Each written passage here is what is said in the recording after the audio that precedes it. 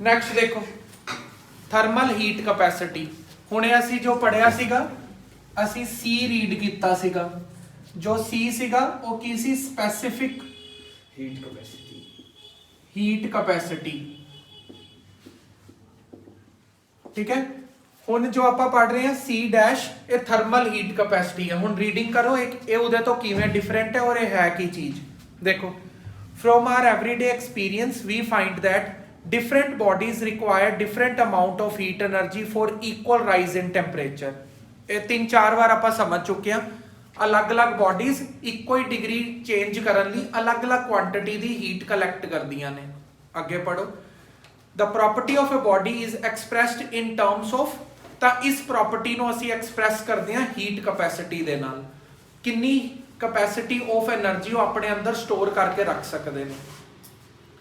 Heat capacity of a body is defined as, ਦੇਖੋ ਇੱਧਰ ਜੋ ਮੈਂ ਹੁਣੇ ਬੋਲਿਆ ਬਲੂ ਬਾਕਸ 'ਚ ਲਿਖਿਆ, heat capacity of a body is the amount of heat energy require to raise the temperature by 1 degree Celsius. ਮੈਂ ਉਸ ਆਬਜੈਕਟ ਨੂੰ ਕਿੰਨੀ ਹੀਟ ਪ੍ਰੋਵਾਈਡ ਕਰਾਂ ਤਾਂ ਕਿ ਉਹ ਆਪਣਾ 1 ਡਿਗਰੀ ਟੈਂਪਰੇਚਰ ਚੇਂਜ ਕਰ ਲੇ। ਸਮਝ ਆ ਗਿਆ? ਇਹਦਾ ਸਿੰਬਲ ਹੈ C'। C' ਨੂੰ ਆਪਾਂ ਕਰਾਂਗੇ ਕਿਉਂ, ਮਤਲਬ ਕਿੰਨੀ ਹੀਟ ਕੁਆਂਟੀਟੀ ਉਹਨੂੰ ਪ੍ਰੋਵਾਈਡ ਕਰੀਏ ਤੇ ਉਹਦਾ 1 ਡਿਗਰੀ ਸੈਲਸੀਅਸ ਟੈਂਪਰੇਚਰ ਚੇਂਜ ਹੋ ਜੇ ਜਾਂ 1 ਕੈਲਵਿਨ ਚੇਂਜ ਹੋ ਜੇ। Amount of heat energy provide to change the temperature by 1 degree kelvin. ਆ ਗਿਆ ਪੂਰਾ ਸਮਝ? ਅਗਲਾ ਪੜ੍ਹਦੇ ਆ। On imparting the amount of heat energy Q। Q ਕੀ ਹੈ ਆਪਣੇ ਲਈ? Q ਹੀਟ એનર્ਜੀ ਤੇ ਡੈਲਟਾ T ਕੀ ਹੈ? Change in temperature. Units of heat capacity ਕੀ ਹੋਣਗੇ? ਦੇਖੋ C' ਦੇ ਯੂਨਿਟਸ ਦੱਸਣੇ ਨੇ। ਕਿਉਂ ਕੀ ਹੈ? Heat energy. ਹੀਟ એનર્ਜੀ ਦੇ ਯੂਨਿਟਸ ਕੀ ਹੁੰਦੇ ਨੇ? ਜਾਊਲ ਦੇ ਅੰਦਰ। ਔਰ ਟੈਂਪਰੇਚਰ ਦੇ ਯੂਨਿਟ ਕੀ ਹੁੰਦੇ ਨੇ? ਕੈਲਵਿਨ ਦੇ ਅੰਦਰ। ਤਾਂ ਇਹ ਕੀ ਆ ਜਾਏਗਾ? J K-1। J मतलब ਜਾਊਲ, K मतलब ਕੈਲਵਿਨ। ਆ ਗਿਆ ਪੂਰਾ ਸਮਝ?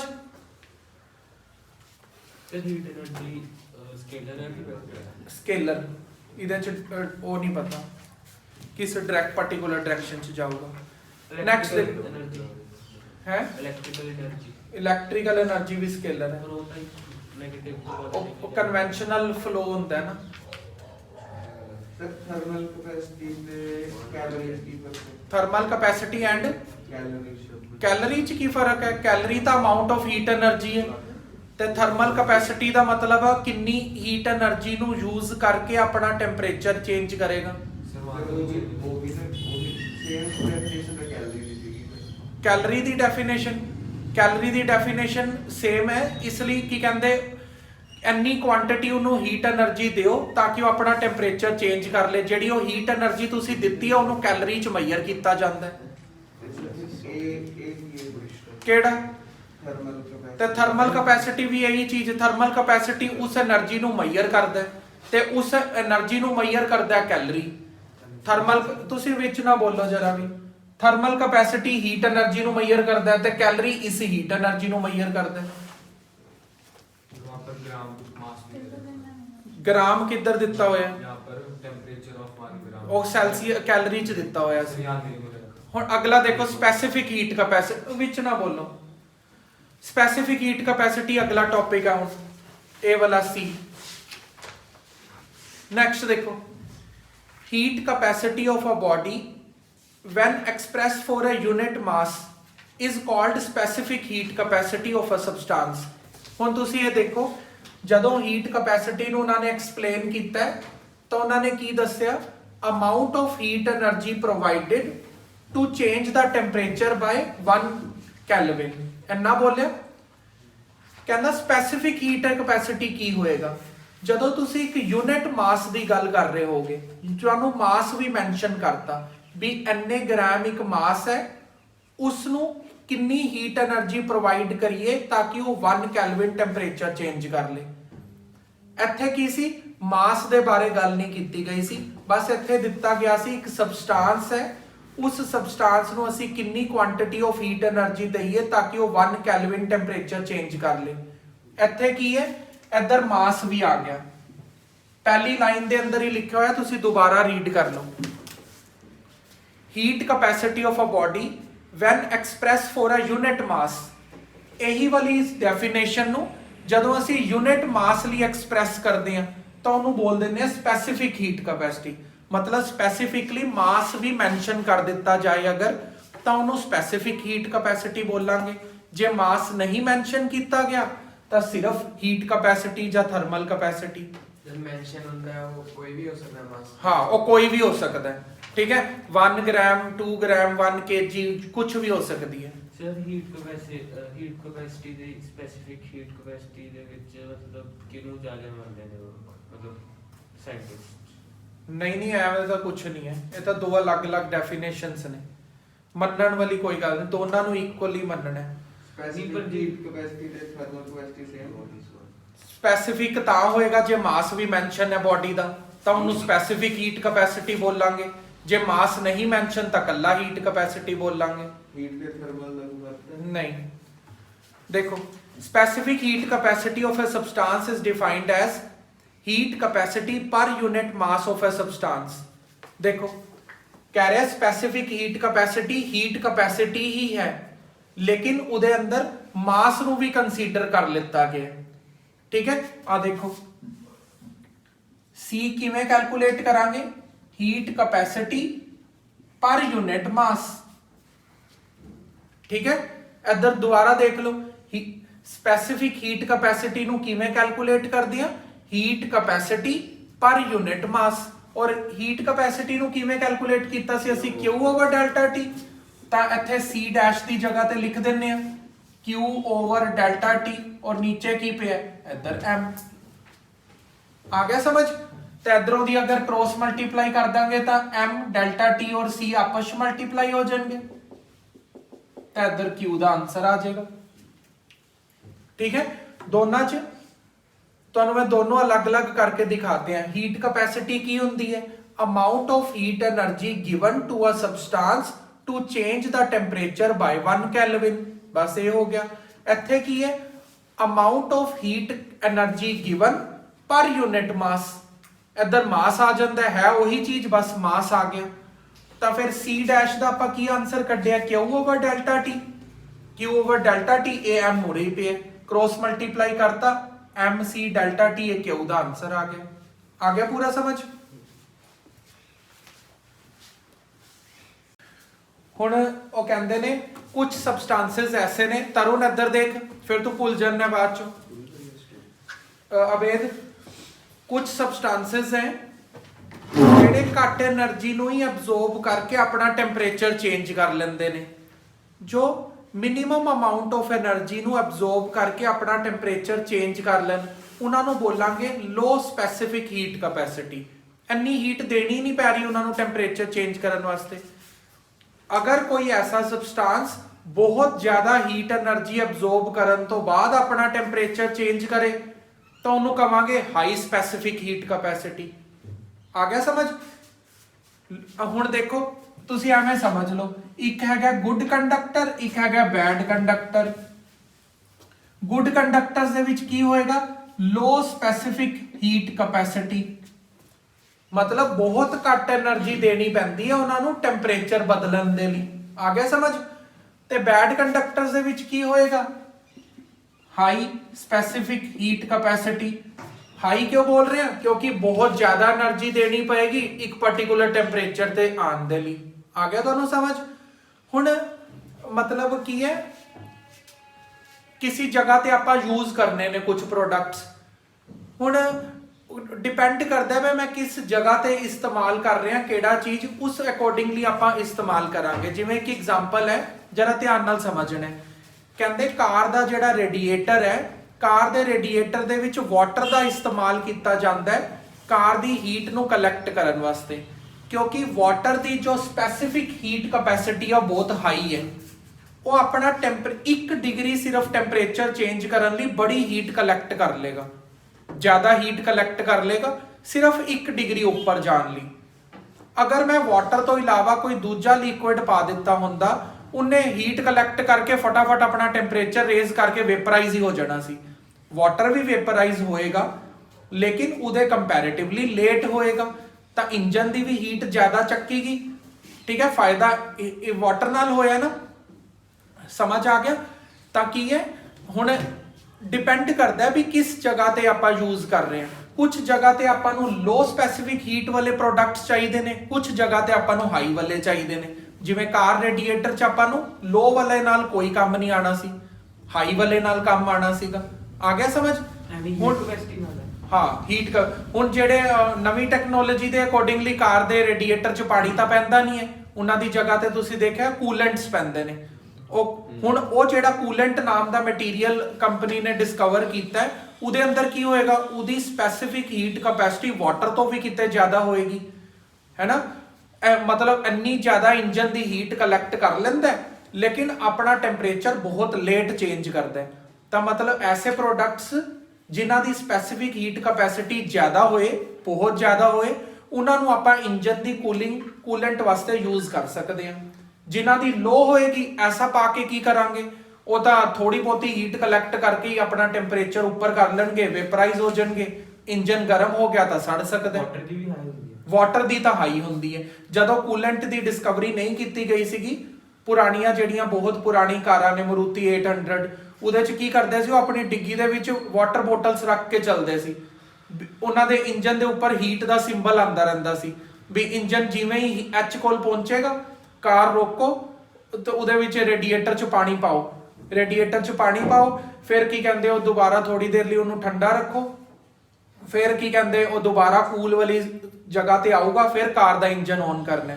ਅਗਰ ਉਹ ਪਰਸਨ ਨੇ ਵਾਟਰ ਲੈਵਲ ਮੈਜ਼ਰ ਨਾ ਕੀਤਾ ਹੋਏ, ਐਵੇਂ ਹੀ ਚਲਾਈ ਗਿਆ, ਰੇਡੀਏਟਰ ਇੰਨਾ ਜ਼ਿਆਦਾ ਗਰਮ ਹੋ ਜਾਏਗਾ, ਇੰਜਨ ਵੀ ਗਰਮ ਹੋ ਜਾਏਗਾ, ਬਲਾਸਟ ਕਰ ਜਾਊਗਾ ਇੰਜਨ। ਠੀਕ ਹੈ, ਪਰ ਹੁਣ ਨਵੀਂ ਟੈਕਨੋਲੋਜੀ ਦੇ ਅਕੋਰਡਿੰਗਲੀ ਐਸਾ ਕੁਝ ਨਹੀਂ ਹੈ, ਚਾਹੇ 3-4 ਦਿਨ ਲਗਾਤਾਰ ਚਲਾਉਂਦੇ ਰਹੋ, ਕੁਝ ਨਹੀਂ ਹੈ। ਮਤਲਬ ਇੰਨਾ ਹਾਈ ਸਪੈਸੀਫਿਕ ਹੀਟ ਕਪੈਸਿਟੀ ਵਾਲਾ ਸਬਸਟੈਂਸ ਪਾ ਦਿੱਤਾ ਜਿਹੜਾ ਵੇਪਰਾਈਜ਼ ਹੀ ਨਹੀਂ ਹੋਏਗਾ। ਜੇ ਹੋ ਵੀ ਗਿਆ ਤਾਂ ਬਹੁਤ ਜ਼ਿਆਦਾ ਹਾਈ ਟੈਂਪਰੇਚਰ ਤੇ ਜਾ ਕੇ ਹੋਏਗਾ। ਵੈਸੇ ਵੀ ਰੇਡੀਏਟਰ ਦੇ ਅੱਗੇ ਹੋਰ ਫੈਨ ਵੀ ਲੱਗਿਆ ਹੁੰਦਾ, ਉਹ ਫੈਨ ਨਾਲ ਵੀ ਕਾਫੀ ਹੀਟ ਬਾਹਰ ਜਾ ਰਹੀ ਹੈ। ਠੀਕ ਹੈ, ਚਲੋ ਹੁਣ ਤੁਸੀਂ ਇਹ ਟੇਬਲ ਦੇ ਅੰਦਰ ਹੀ ਦੇਖ ਸਕਦੇ ਹੋ। ਇਸ ਟੇਬਲ 'ਚ ਟੋਟਲ 12 ਚੀਜ਼ਾਂ ਦਿੱਤੀਆਂ ਹੋਈਆਂ ਨੇ। 12 ਚੀਜ਼ਾਂ ਦੇ ਅੰਦਰੋਂ ਸਭ ਤੋਂ ਜ਼ਿਆਦਾ ਸਪੈਸੀਫਿਕ ਹੀਟ ਕਪੈਸਿਟੀ ਵਾਟਰ ਦੀ ਹੀ ਦੱਸੀ ਗਈ ਹੈ। ਠੀਕ ਹੈ, ਹੁਣ ਆਪਾਂ ਕੈਲਰੀ ਮੀਟਰ ਪੜ੍ਹਦੇ ਹਾਂ। ਚਲੋ ਹੁਣ ਸਟਾਰਟ ਕਰਦੇ ਹਾਂ ਆਪਾਂ ਕੈਲਰੀ ਮੀਟਰ। ਕੈਲਰੀ ਮੀਟਰ ਇੱਕ ਸਿਲੰਡਰੀਕਲ ਵੈਸਲ ਹੈ ਜਿਹੜੀ ਯੂਜ਼ ਕੀਤੀ ਜਾਂਦੀ ਹੈ amount of heat energy gain or lost by a body when it is mixed with another body or a substance। ਦੇਖੋ ਕੈਲਰੀ ਮੀਟਰ ਇੱਕ ਐਸਾ ਸਬਸਟੈਂਸ ਹੈ ਜਦੋਂ ਕਿਸੇ ਦੋ ਸਬਸਟੈਂਸਸ ਨੂੰ ਤੁਸੀਂ ਮਿਕਸ ਕਰ ਦਿੰਦੇ ਹੋ।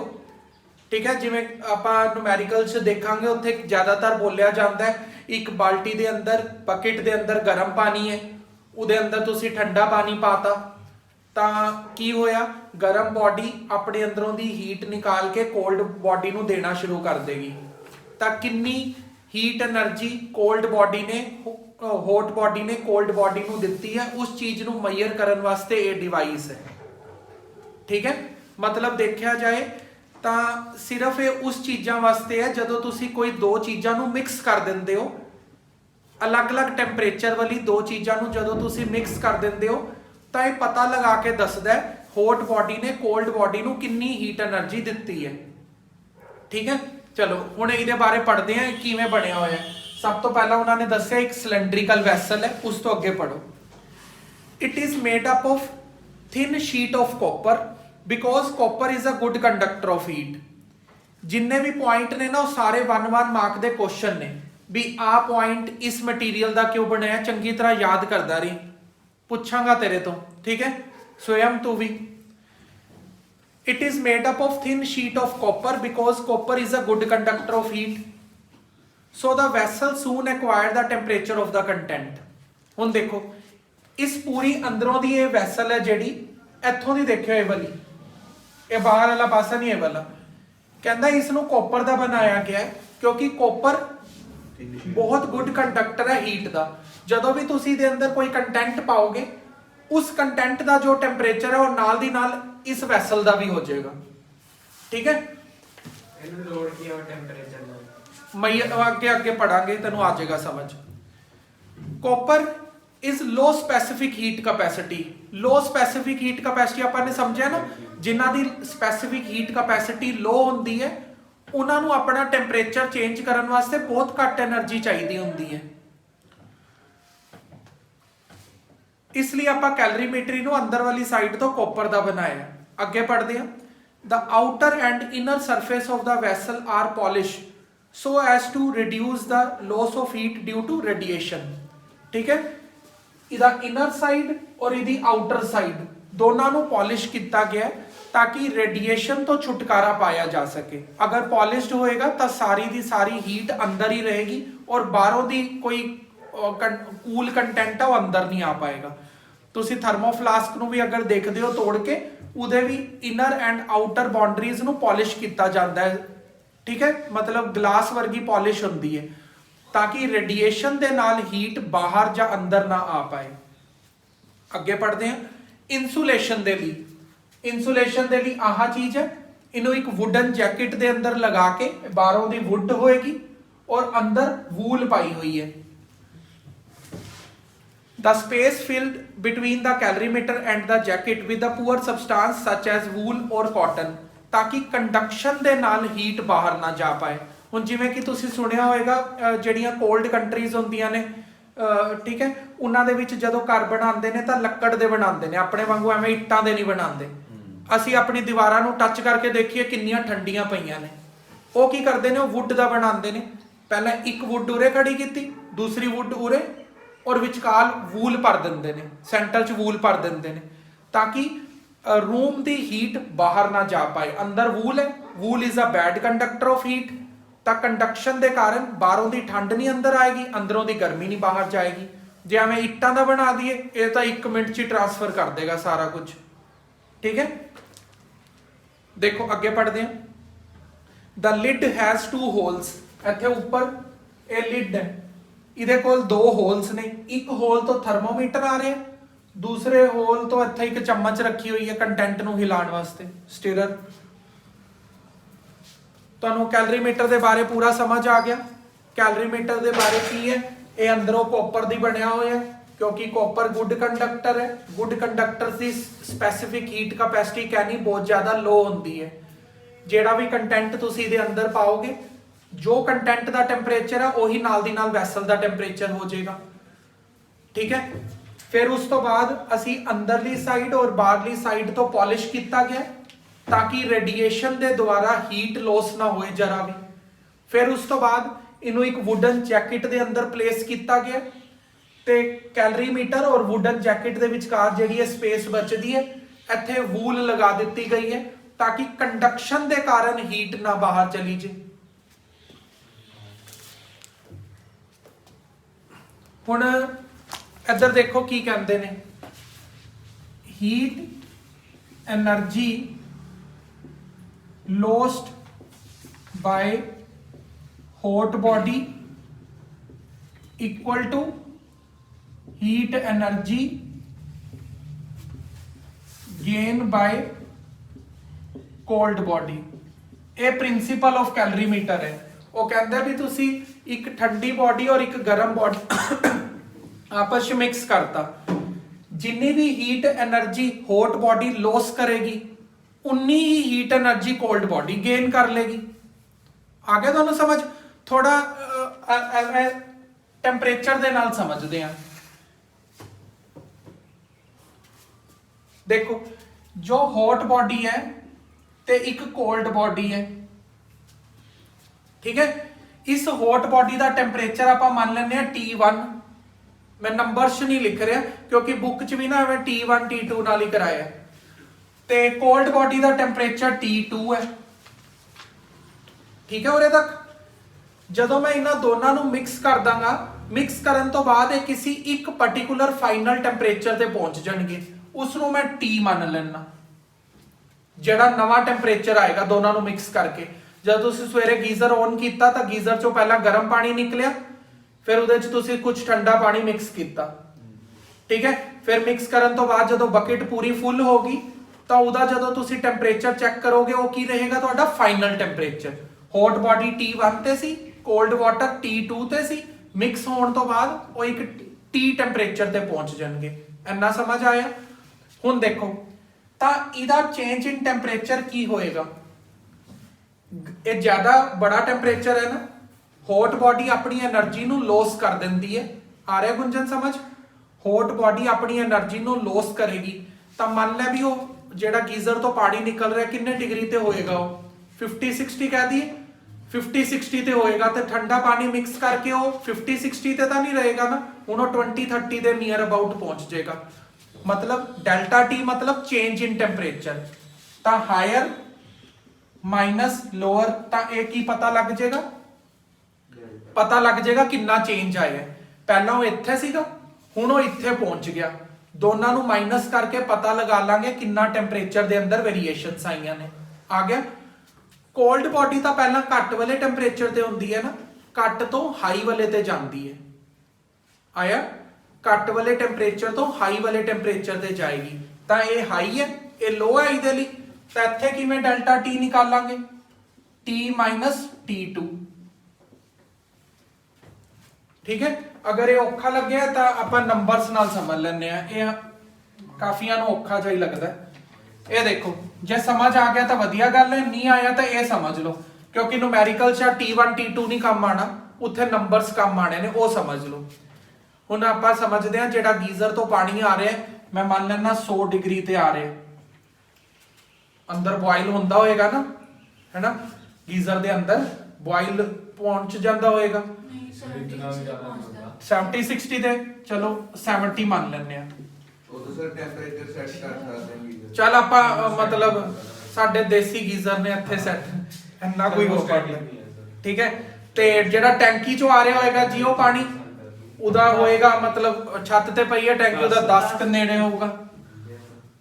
ਠੀਕ ਹੈ? ਹੁਣ ਜਦੋਂ ਮੈਂ ਗਰਮ ਪਾਣੀ ਦੇ ਅੰਦਰ ਇਹ ਠੰਡਾ ਪਾਣੀ ਮਿਕਸ ਕਰਾਂਗਾ, ਮਿਕਸ ਕਰਨ ਤੋਂ ਬਾਅਦ ਪੂਰੀ ਬਕਟ ਦਾ ਜਿਹੜਾ ਟੈਂਪਰੇਚਰ ਹੋਏਗਾ ਮੰਨ ਲੈਣਾ 30 ਡਿਗਰੀ ਤੇ ਪਹੁੰਚ ਗਿਆ। ਠੀਕ ਹੈ? ਤਾਂ ਇਹ ਇਸ ਟੈਂਪਰੇਚਰ ਨੂੰ ਅਸੀਂ ਕੀ ਕਵਾਂਗੇ? Final temperature. ਇਹ ਇਹਦਾ ਇਨੀਸ਼ੀਅਲ ਹੈ, ਇਹ ਇਹਦਾ ਇਨੀਸ਼ੀਅਲ ਹੈ। ਤਾਂ ਡੈਲਟਾ ਟੀ ਮਤਲਬ ਚੇਂਜ ਇਨ ਟੈਂਪਰੇਚਰ। ਇਹ 70 ਤੋਂ 30 ਤੇ ਪਹੁੰਚ ਗਿਆ ਤਾਂ ਕਿੰਨਾ ਬਦਲਾਵ ਆਇਆ? 40 ਡਿਗਰੀ ਦਾ। ਕਿਵੇਂ ਲਿਖਾਂਗੇ ਪੇਪਰ 'ਚ?